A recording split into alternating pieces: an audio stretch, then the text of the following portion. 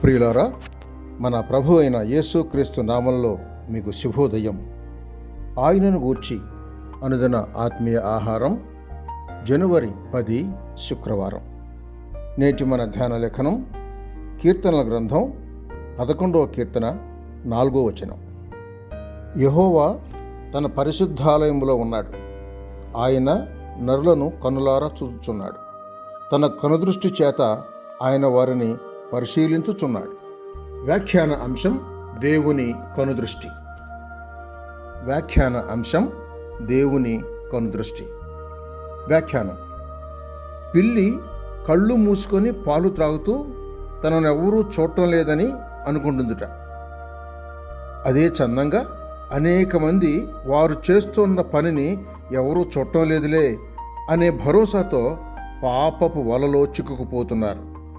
దేవుని కనుదృష్టి లోకమంతా సంచారం చేస్తుందని 2వ దినవృత్తాంతాల గ్రంథం 16వ అధ్యాయం 9వ వచనంలో వ్రాసి ఉంది. ఆయనకు మరుగైనదేదీ లేదు. పైగా ఆయన అందరి హృదయాలను ఎరిగి ఉన్నాడని అపొస్తలుల కార్యములు 1వ అధ్యాయం 24వ వచనంలో చదువుతాం. పరిశుద్ధ గ్రంథంలో కొంతమంది ఎలా ప్రవర్తించి పడిపోయారో చూడండి. మొదటిగా, తినవద్దు అన్న పండు తిని హవ్వ, ఆదాము ఎవరూ చూడటం లేదనుకున్నారు. ఆదికాండం 3వ అధ్యాయం 1 నుండి 6వ వచనం. రెండవది, అన్నను మోసం చేసిన యాకోబు ఎవరూ చూడలేదనుకున్నాడు. ఆదికాండం 27వ అధ్యాయం 20 నుండి 36 వచనాలు. మూడవది, వ్యభిచారం చేసిన దావీదు మరియు యోధా ఎవరూ చూడలేదనుకున్నారు. 2వ సమూయేలు గ్రంథం 12వ అధ్యాయం 13 వచనాలు, ఆదికాండం 38వ అధ్యాయం 14 నుండి 26 వచనాలు. ఐగుప్తీయుని చంపిన మోషే ఎవరూ చూడలేదనుకున్నాడు. నిర్గమాకాండం 2వ అధ్యాయం 11 నుండి 15 వచనాలు.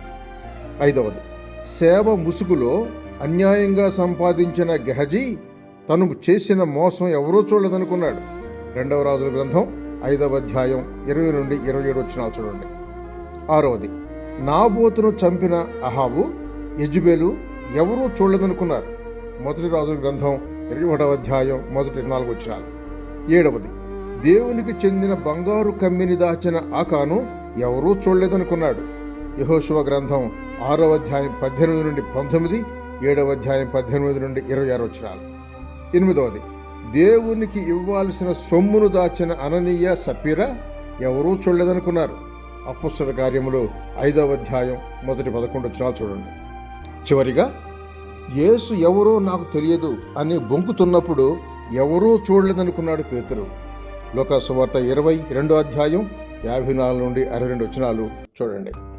ఆయనకు సమస్తం తెలుసు. సమస్తాన్ని చూడగలిగినవాడు. మన ప్రతి రహస్యాన్ని తీర్పులోకి తెస్తాడు, శిక్ష విధిస్తాడు. నీవు కుడి తట్టుకైనను ఎడమ తట్టుకైనను తిరగకుము, నీ పాదమును కీడునకు దూరముగా తొలగించుకొనుము అని సామెతల గ్రంథం 4వ అధ్యాయం 27వ వచనం చెబుతోంది.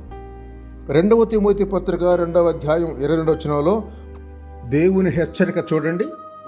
యవనుడా, నీ యవనేచ్ఛల నుంచి పారిపొమ్ము అని. శుభములతో వందనాలు.